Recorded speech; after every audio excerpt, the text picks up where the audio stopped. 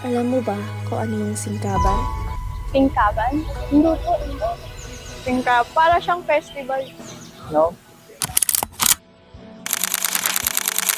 Ito yung pamanang talento mula sa tatay at lolo ko. Ako si Jose Rolly Marcelino. Ako ang focal person for history and heritage ng City Tourism, Arts, Culture and Sports Office.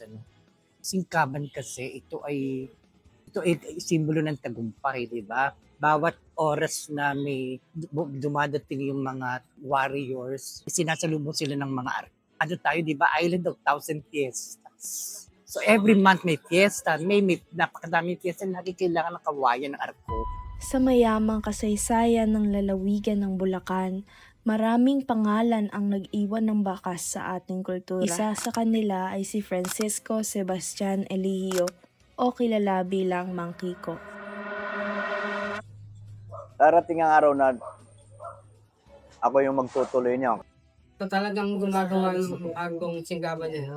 Kilala siya na pangalan na Mang Kiko. Siya ang talagang master ng singgaban. Ako nga pala si Emiliano Amante Eligio, kasalukuyang namamahala dito sa Mangkiko, Singkaban.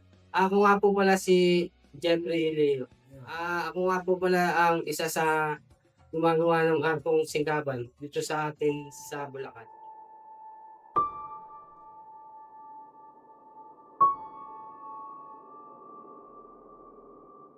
Ginawa ng festival dito, Singkaban Festival dito sa Bulacan.